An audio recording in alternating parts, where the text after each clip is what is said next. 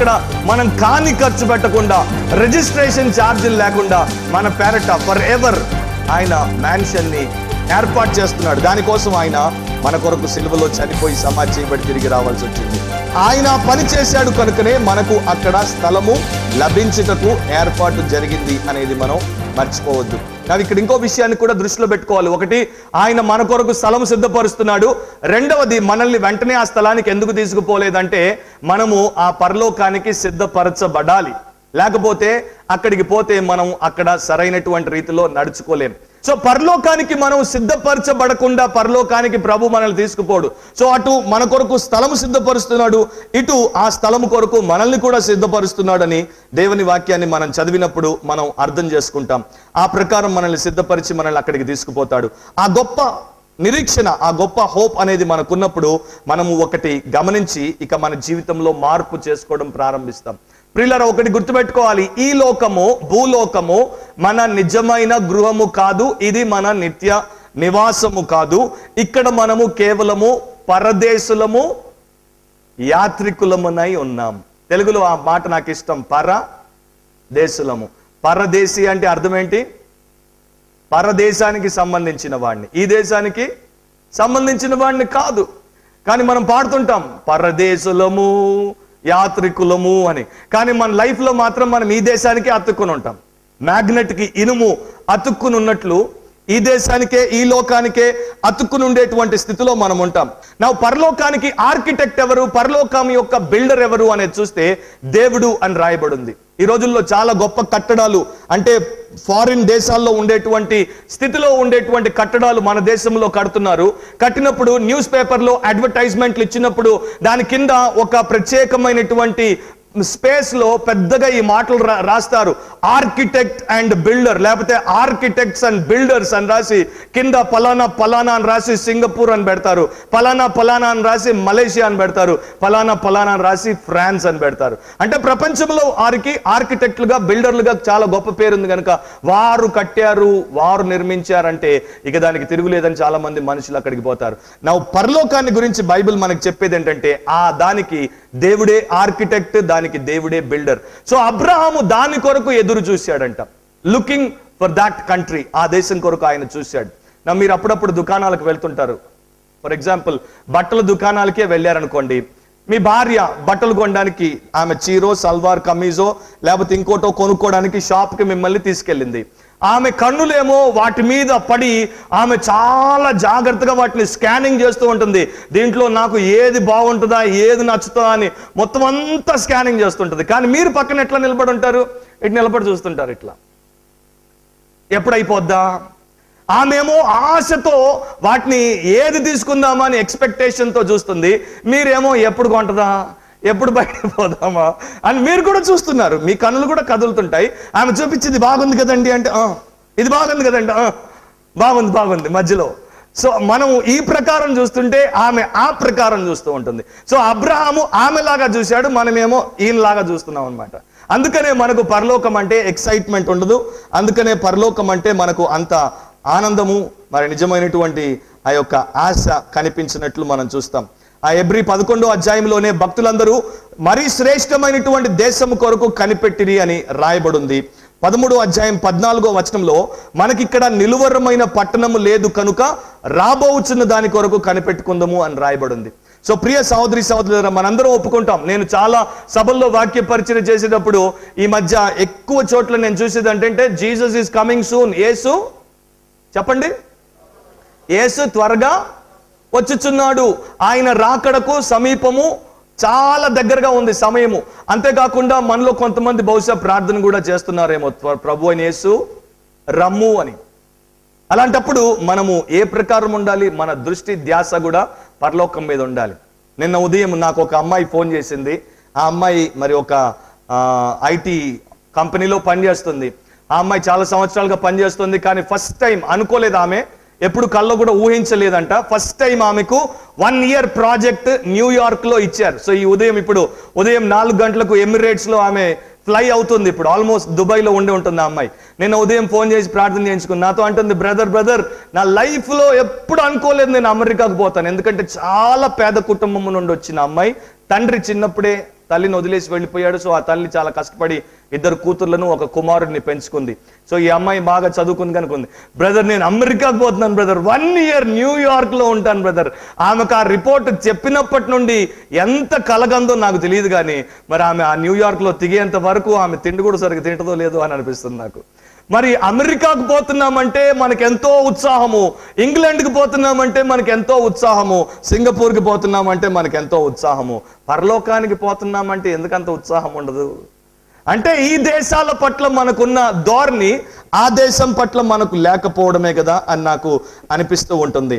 So ఇక్కడ మనకు నిలువరమైన పట్టణం లేదంటే ఈ పట్టణాలను, ఈ దేశాన్ని, ఈ లోకాన్ని మనం విడిచిపోవాల్సిందే. ఎప్పుడు పోతామో మనకు తెలియదు, కానీ పోయే ముందు మనము ఆ యొక్క సిద్ధపాటుతో ఆ దేశానికి పోవాలన్నది ముఖ్యం.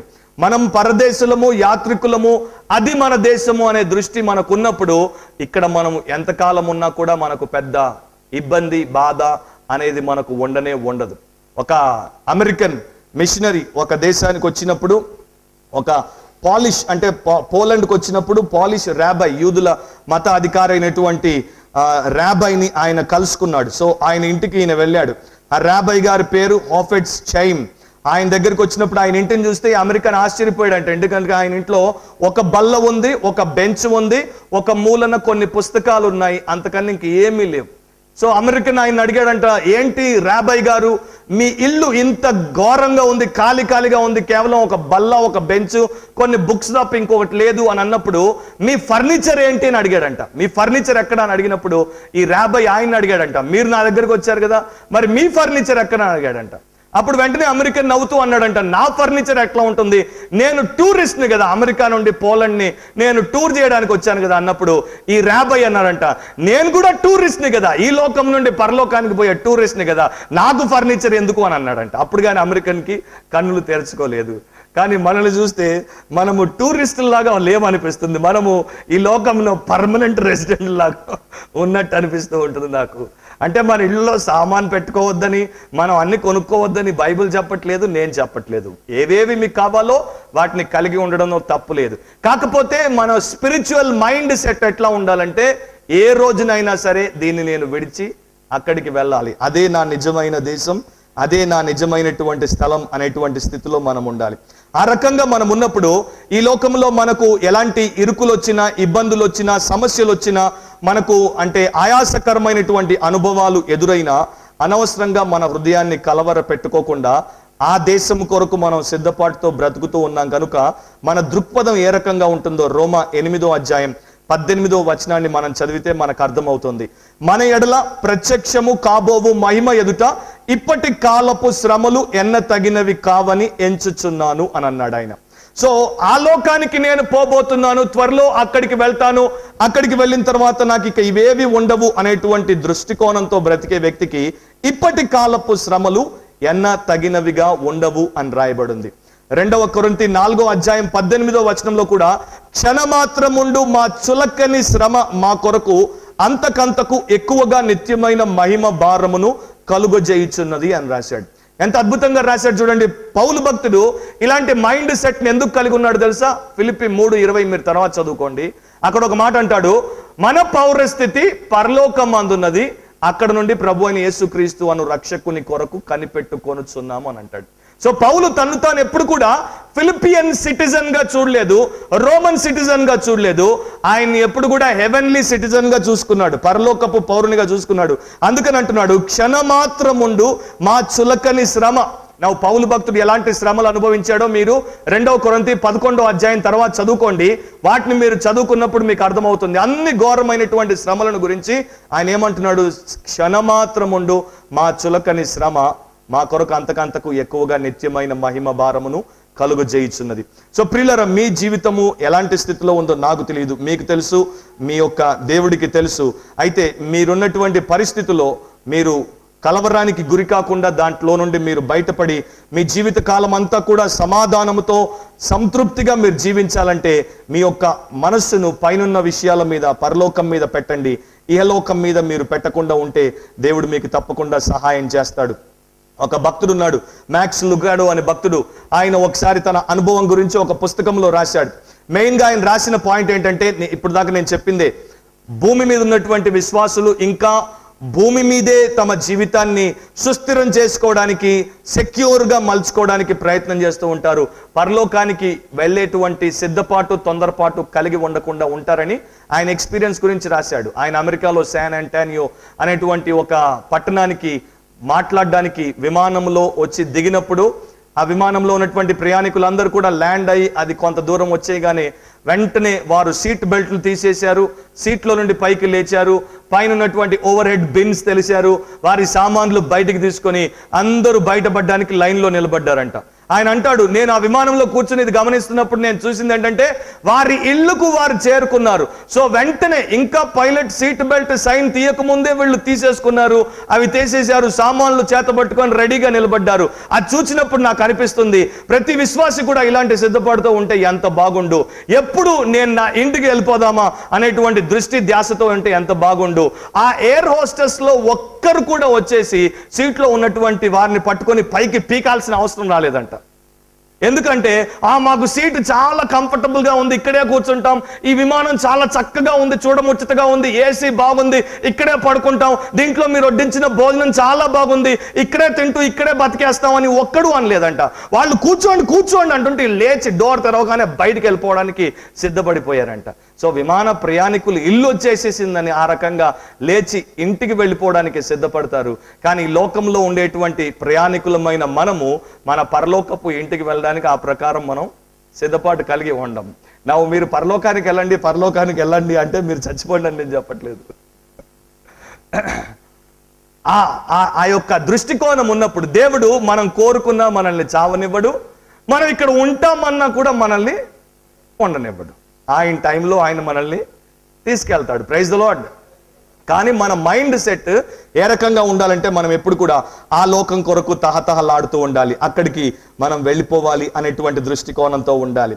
అలాంటి దృష్టికోణాన్ని మనం ఈ చివరి దినాల్లో ముఖ్యంగా పెంచుకోకపోతే మన సమస్యలు ఇంకా ఎక్కువైపోయి మన కలవరం మనకు పెరిగిపోతూ ఉంటుంది. అప్పుడు క్రీస్తులో మనకున్నటువంటి నిజమైన సమాధానాన్ని మనము అనుభవించలేని స్థితిలో ఉంటాం. ఒక ధనికుడు మంచి భక్తుడంట. ఆ ధనికుడు ఒక రోజున చచ్చిపోయే సమయం వచ్చినప్పుడు దేవుడికి ప్రార్థన చేసి దేవుడితో ఒక మనవి చేసుకున్నాడంట. దేవా, నాకు ఈ లోకంలో చాలా నీవిచ్చావు, ఎంతో ఐశ్వర్యాన్ని ఇచ్చావు, అదంతా విడిచిపెట్టి పరలోకానికి రావాలంటే నాకు మనసు ఒప్పట్లేదు, నేను నా ఐశ్వర్యం అంతా నాతో పాటు పరలోకానికి తెచ్చుకుంటాను దేవా, ప్లీజ్ నాకు పర్మిషన్ ఇవ్వవా అంటే దేవుడు అన్నాడంట, ఆ లోకానికి సంబంధించిన మనుషులు తప్ప ఆ లోకానికి సంబంధించినవి ఏవి కూడా ఇక్కడికి అనుమతించబడవు, అవేవి ఇక్కడ చల్లవు, అవన్నీ కూడా అక్కడే వదిలి రావాలంటే దేవా నీ కొరకు ఇన్ని సంవత్సరాలు బతికాను కదా, ఒక్క మనవి నాది ఆలకించవా అంటే దేవుడు అన్నాడంట, సరే అంత అడుగుతున్నావు కనుక ఒకే ఒక సూట్ కేసు తీసుకొని రావచ్చు అన్నాడంట.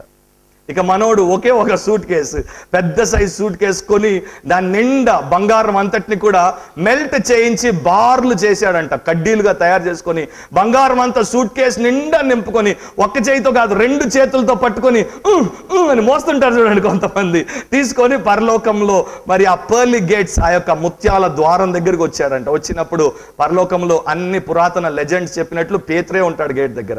పేతురు ఉన్నాడు. సరే చూసి ఆశ్చర్యపోయాడంట, నువ్వేంటి పెట్టుతో వచ్చావు, కేవలం మనుషుల్నే లోపలికి పంపిస్తాం, వస్తువులు ఏవి ఇక్కడికి అనుమతించబడవు అన్నప్పుడు ఆయన చెప్పాడంట, లేదు దేవుడే స్వయంగా నాకు పర్మిషన్ ఇచ్చాడు, చూడు ఒక్క సూట్ కేసు తెచ్చుకోవచ్చు అన్నాడు.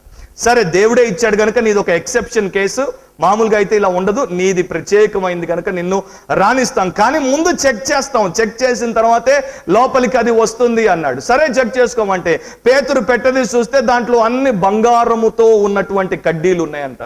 అది చూడగానే పేతురు పక్కన నవ్వాడంట, నవ్వి అన్నాడంట, నువ్వేంటి పరలోకానికి పేమెంట్ తెచ్చావా అన్నాడంట. అంటే పరలోకంలో బైబిల్లో ఏమనుందంటే అక్కడ ఉన్న వీధులన్నీ కూడా బంగారముతో వేయబడ్డాయి. మనకి ఇక్కడ డాంబర్తో రోడ్లు వేస్తారు, అక్కడ బంగారంతో వేస్తారు. సో పేతురు అన్నాడంట, నువ్వు పరలోకానికి రోడ్డు వేసే పదార్థం తెచ్చావా, ఇక్కడ అంతా రోడ్లు చూస్తే ఇదే ఉంది కదా అన్నాడు. సో ఈ రోజున మనం బంగారం నెత్తి మీద పెట్టుకున్నాం, కానీ ఆ రోజున మనం బంగారం మీద నడుస్తాం అనేది మనం మర్చిపోతున్నాం. సో అలాంటి గొప్ప స్థితిని దేవుడు మనకిస్తున్నాడు కనుక ఇహలోక సంబంధమైనటువంటి విషయాల చేత మనం కట్టివేయబడకుండా ఉంటే ఎప్పుడైనా సరే మనం సిద్ధపాటుతో ప్రభు కొరకు ఆ దేశం మీద దృష్టి పెట్టుకొని జీవించేటువంటి వారంగా ఉంటే అది అద్భుతంగా ఉంటుందనేది మనం మర్చిపోవద్దు. మరో 2 విషయాలు చెప్పి నేను ప్రార్థన చేస్తాను, జాగ్రత్తగా వినండి. కొంతమంది అడుగుతుంటారు, బ్రదర్ పరలోకం ఏ రకంగా ఉంటుంది, పరలోకంలో ఏమేమి ఉంటాయి, పరలోకంలో ఇవి ఉంటాయా అవి ఉంటాయా నన్ను అడుగుతుంటారు. పరలోకంలో మరి ఈ లోకంలో నాకు నా భార్యకు మంచి సంబంధం ఉంది, పరలోకానికి పోయిన తర్వాత కూడా మేము మా మ్యాన్షన్లో కాపురం పెట్టొచ్చా, పరలోకంలో పిల్లలు పుడతారా, నా కుక్క అంటే నాకు చాలా ఇష్టం బ్రదర్, కుక్కను పరలోకాన్ని తీసుకోవచ్చా, పరలోకంలో కూడా బిర్యానీ ఉంటుందా, ఒకడు అడుగుతున్నాడు, పరలోకంలో కూడా బిర్యానీ ఉంటుందా, ఆ పరలోకంలో ఇలాగే ఉంటామని నాకు ఇప్పుడే తెల్ల జుట్టు వచ్చేసింది, అక్కడికి పోయిన తర్వాత కూడా తెల్ల జుట్టే ఉంటుందా, లేకపోతే ఆటోమేటికల్లీ నల్లగైపోద్దా, చిన్నపిల్లలుగానే ఉంటారా, లేకపోతే ముసలోళ్ళుగానే ఉంటారా, ఇంకో రకంగా ఉంటారా, అన్నిటికీ నేను తర్వాత ఎప్పుడైనా జవాబులు చెప్తాను. కానీ ఒక్క జవాబు ఇక్కడ చెప్తాను, చిన్నపిల్లలుగా ఉంటారా, ముసలోళ్ళుగా ఉంటారంటే ఏజ్ అనేది ఈ లోకానికి మాత్రమే, పరలోకానికి ఏజ్తో పని లేదు. ఎందుకంటే పరలోకము టైం అండ్ స్పేస్కి సంబంధం లేనటువంటి దేశం అది. సో అక్కడ మనుషులందరూ ఏ ప్రకారం ఉండాలని దేవుడు నియమించాడు ఆ ప్రకారం ఉంటారు, అందరూ పరిపూర్ణంగా ఉంటారు, అందరూ పరిపూర్ణమైనటువంటి జ్ఞానము కలిగి ఉంటారు, ఎవరిలో ఎలాంటి కొరత లోటు భేదం అనేది మాత్రం అక్కడ ఉండదు. సో పరలోకంలో ఏముంది అనే దానికన్నా మనం ఏం చూడాలంటే పరలోకంలో ఎవరున్నారు అనేది మనం చూడాలి. పరలోకంలో ఉన్న వాటి కోసం మనం పరలోకానికి పోవడం కాదు, పరలోకంలో ఉన్న వాని కోసం మనం పరలోకానికి పోవడానికి తహతహలాడాలి. గుడ్డి బర్తిమయ్య జీవితం అంతా గుడ్డివాడిగా ఉన్నాడు, యేసు అక్కడికి వచ్చినప్పుడు ముట్టాడు, స్వస్థపరిచాడు. గుడ్డి బర్తిమయ్య ఏం చూసి ఉంటాడు, కన్నులు రాగానే ఆయన లాంటి మనుషులందరినీ చూసి తబ్బుబ్బైపోయి ఉంటాడా, లేకపోతే ఎరికో గోడలను చూసి సంతోషించుంటాడా, లేకపోతే చెట్లను చూసి ఆనందించుంటాడా, కొండల్ని చూసి పశువుల్ని చూసి మరొక పదార్థాన్ని చూసి ఎగిరి గంతేసి ఉంటాడా? నో.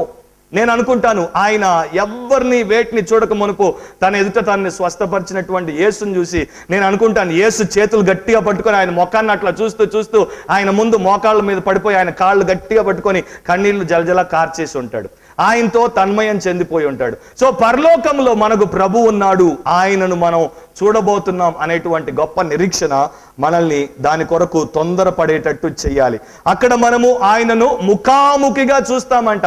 ఇప్పుడు మీరు యేసు యొక్క చిత్రపటాలు చూస్తూ ఉన్నారు, యేసు యొక్క చిత్రపటాలు అన్ని కూడా చిత్రకారుల యొక్క మేధస్సులో నుండి ఊహ నుండి పుట్టుకొని వచ్చినవి, ఏది కూడా కరెక్ట్ కాదు. ఎందుకంటే ఎవ్వరు యేసుని చూడలేదు. మీకు కావాలంటే నా దగ్గర 200 వేరు రకాల ఫోటోస్ ఉన్నాయి యేసు ప్రభువి, ఫస్ట్ సెంచరీ నుండి ఇప్పుడు దాకా ఎవ్వరూ చూడలేదు, వేరువేరుగా ఉంటాయి అన్ని. సో ఎవరు యేసో మనకు తెలియదు, మనం అనుకుంటాం యేసు అంటే ఇట్లా ఉన్నాడని, కానీ ఆ రోజున యేసు ఎట్లా ఉంటాడో మనం రియల్గా చూసినప్పుడు ఇక మన నిత్యత్వం దాంతోనే సరిపోతుంది అనుకుంటాను. సో ముఖాముఖిగా ఆయన్ని మనం చూస్తాం, ఆయన అద్భుతమైన స్వరాన్ని మనం వింటాం, ఆయనతో డైరెక్ట్గా మనం మాట్లాడతాం, ఆయనను ప్రేమించే యోగ్యత, ఆయన్ని ఆరాధించే యోగ్యత మనకు ఆయన ఇచ్చినటువంటి కిరీటాలు ఆయన పాదాల దగ్గర పెట్టి ఆయన ముందు సాష్టాంగపడి ఆయనను ప్రార్థించేటువంటి యోగ్యత మనకు దేవుడు అనుగ్రహిస్తున్నాడు. ఒక డాక్టర్ దగ్గరకు ఒక పేషెంట్ వచ్చాడు, ఆయనకు ఇక చచ్చిపోయేందుకు దినాలు దగ్గర అవుతున్నాయి అన్నప్పుడు ఆ పేషెంట్ అడిగాడంట, నేను చచ్చిపోతే పరలోకానికి పోతాను కదా, మరి ఆ పరలోకం ఎట్లా ఉంటుందో మీరు చెప్తారా అన్నప్పుడు డాక్టర్ గారు వెంటనే ఆయనకు అక్కడ ఏముంటుందో తెలియదు కనుక, ఫర్ ఎగ్జాంపుల్ ఇప్పుడు మిమ్మల్ని అడిగాను అనుకోండి, పరలోకంలో ఏమేమి ఉంటాయి మీరు తెలుసుకున్నారా? మీరు యుఎస్కి వీసా రాగానే మీరు ఇంటర్నెట్లోకి వెళ్ళిపోయి యుఎస్లో ఏమి సాంప్రదాయం ఉంది, యుఎస్లో ఏం తింటారు, యుఎస్లో ఏ భాష మాట్లాడతారు, యుఎస్లో ఎలాంటి కరెన్సీ వాడతారు, యుఎస్లో ఏ రకంగా మనం ఉండాలి అన్నీ తెలుసుకుంటారు. కానీ మనం అందరం కూడా పరలోకానికి పోబోతున్నామని మనకు తెలుసు. బైబిల్లో పరలోకానికి సంబంధించిన సమాచారం చాలా ఉంది. ఎప్పుడైనా మీరు కనుక్కునేందుకు ప్రయత్నం చేశారా? పరలోకం ఎట్లా ఉంటుంది, పరలోకంలో నేను ఏం చేస్తాను, ఏమేమి కలిగి ఉంటాను? చాలా మంది మనం దాని గురించి అస్సలు ప్రయత్నం కూడా చేసి ఉండం. అవునంటారు కాదంటారా? ఎస్. సో మనం అది తెలుసుకోవాలి. సో డాక్టర్ గారికి అర్థం కాలేదు, ఆయన కూడా తెలుసుకోలేదు. సో అప్పుడే ఆయన తలుపును గీకుతున్న శబ్దం రాగానే డాక్టర్ అన్నాడు, చూడు నా కుక్క నేను కింద విడిచిపెట్టి వచ్చేసరికి కాసేపు అయిపోగానే అది ఓపిక నశించి అది పైకి వచ్చేసింది, తలుపు గీకుతోంది, దానికి తెలుసు నేను లోపల ఉన్నానని. లోపల ఏమేమి ఉన్నాయో దానికి తెలియదు, కానీ దానికి ఒకటి తెలుసు నేను లోపల ఉన్నానని. దాన్ని బట్టి అది ఇక్కడ సంతోషంగా ఉంది అని. సో పరలోకంలో ఏముందో నాకు తెలియదు, కానీ నాకు ఒకటి తెలుసు, పరలోకంలో ఆయన ఉన్నాడు, నువ్వు అక్కడికి పోయినప్పుడు ఆయన చూస్తావన్నాడంట. సో పరలోకంలో ఆయన ఉన్నాడు అనేది మనం గుర్తుపెట్టుకున్నప్పుడు ఆయనను చేరేందుకు మనం తప్పకుండా తహతహలాడుతూ ఉంటాం. అండ్ బైబిల్ గ్రంథంలో స్వీటెస్ట్ వర్స్ ఏంటో తెలుసా? తీయతి పదం ఏంటో తెలుసా? మరొక విషయం కూడా, అందరూ చచ్చిపోయే వారి గురించే చెప్తున్నారు ఏంటి అని అనుకోవద్దు, మన చావు ఎప్పుడు వస్తుందో మనకు తెలియదు. ఆమేన్. అండ్ విశ్వాసికి చావు కాదు, విశ్వాసికి చావు ట్రాన్సిట్ అన్నమాట. నేను అప్పుడప్పుడు అమెరికాకు పోయినప్పుడు, యూకేకి పోయినప్పుడు, లేకపోతే వెస్టిండీస్కి పోయినప్పుడు ఒక దేశంలో విమానం ఆగుతుంది, 3-4 గంటలు నేను అక్కడ ట్రాన్సిట్ అనమాట. ఫర్ ఎగ్జాంపుల్ మొన్న నేను పోయినప్పుడు ఆ యొక్క దుబాయ్లో ఆగాను కొంతకాలం, లేకపోతే ఫ్రాన్స్లో ఆగాను కొంతకాలం.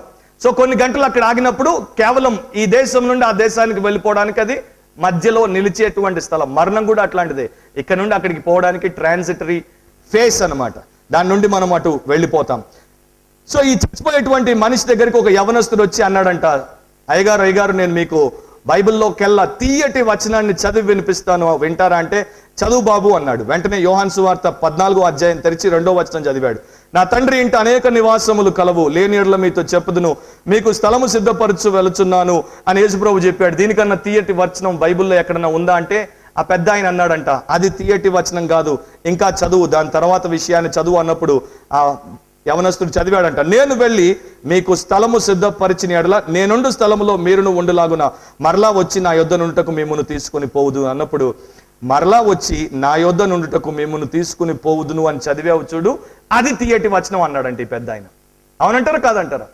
సో ఆయన అన్నాడు, నేను పరలోకానికి పోవాలనుకున్నది అక్కడ ఏవేవో ఉన్నాయని కాదు, పరలోకానికి పోవాలనుకున్నది అక్కడ నా ప్రభువు ఉన్నాడని, అది తీయటి వచనం అన్నాడు. సో నీ ప్రభు నా ప్రభు అక్కడ ఉన్నాడు కనుక మనం అక్కడికి వెళ్ళడానికి ఎల్లప్పుడూ సిద్ధ మనస్కులమై ఉన్నప్పుడు, మన దృష్టిని పరలోకం మీద పెట్టినప్పుడు, మనం ఈ లోకంలో పరదేశులము అనేది మన జ్ఞాపకం చేసుకున్నప్పుడు, మన హృదయాలు ఎలాంటి పరిస్థితులు వచ్చినా కూడా కలవరానికి గురి కాకుండా మనం నిశ్చింతగా ఉండడానికి, ప్రభు యందు సమాధానంగా ఉండడానికి ఆయన మనకు సహాయం చేస్తాడు.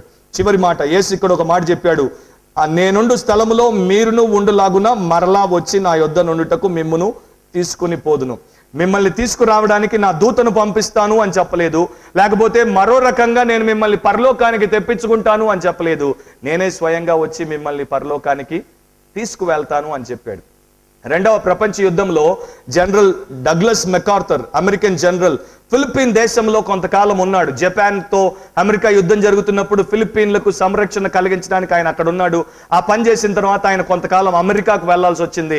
వెళ్తున్నప్పుడు ఫిలిప్పీ దేశస్తులకు చెప్పాడంట, ఇదిగో ప్రజలారా, నేను ఇప్పుడు వెళ్తున్నాను, మరలా నేను తిరిగి వస్తాను అని. ఆయన వెళ్ళిపోయిన తర్వాత 1944లో మరలా వెనక్కి ఫిలిప్పీన్స్కి వచ్చినప్పుడు ఫిలిప్పీన్ దేశం అంతా రేడియోలో వినేటట్లు ఆయన చెప్పాడంట, ఫిలిప్పీన్ దేశస్తులారా, నేను మీకు వాగ్దానం చేసినట్లు నేను మరలా తిరిగి వచ్చాను. సో మన ప్రభు కూడా త్వరలో వస్తున్నానని మనకు చెప్పినట్లు ఆయన త్వరలో తిరిగి రాబోతున్నాడు.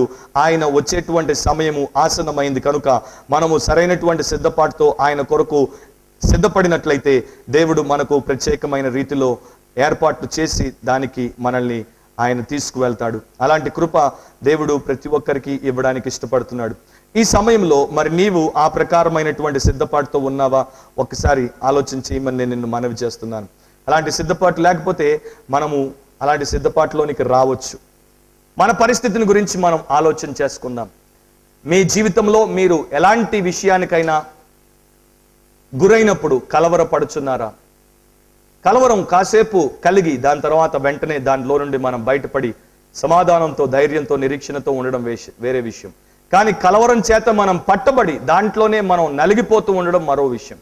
అలాంటి స్థితిలో మనం ఉండొద్దంటే మనం విన్నట్లు ఆయన మీద, ఆ యొక్క పరలోకం మీద మన దృష్టిని సారించి మనం దాని కొరకు సిద్ధపడుతూ ఆశ పెట్టుకుని ఉన్నప్పుడు ఈ లోకంలో ఏమెదురైనా కూడా, ఒక ప్రయాణికుడు ప్రయాణంలో అసౌకర్యానికి గురైనప్పుడు, ఇబ్బందికి గురైనప్పుడు, కాస్త కష్టపడాల్సి వచ్చినప్పుడు వాటన్నిటిని తట్టుకుంటూ వెళ్ళిపోతాడు. ఎందుకంటే ఇంటికి పోతున్నాడు.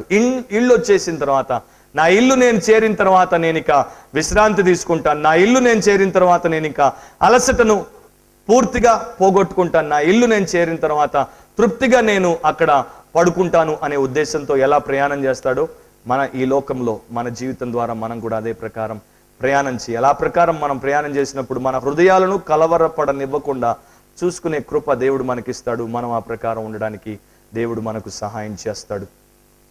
నీవింకా యేసుక్రీస్తునందు విశ్వాసం ఉంచి పాప క్షమాపణ పొందకపోతే ఇది మంచి సమయము. ఆయన యందు విశ్వాసం ఉంచి నీ పాపములు ఆయన దగ్గర ఒప్పుకొని క్షమించమని కోరుకో, క్షమాపణ పొంది రక్షణ పొందు.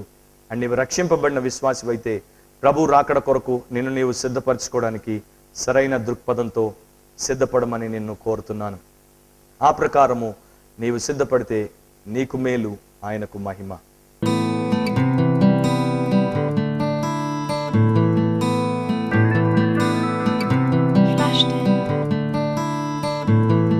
పరలోకమందున్న మా తండ్రి, మీ కుమారుడి ద్వారా మాకు ఇచ్చినటువంటి పరిశుద్ధమైన పిలుపు కొరకు మీకు స్తోత్రాలు. పరలోకాన్ని మాకు తెరిచి తండ్రి ఇంట మాకు నివాసమును ఏర్పాటు చేసినందుకు మీకు వందనాలు చెల్లిస్తున్నాం. మేము విన్న వాక్య ప్రకారం మేమందరం కూడా సిద్ధపడి మీ నామమును ఘనపరిచినట్లు జీవించటకు మాలో ప్రతి ఒక్కరికి కృప చూపండి.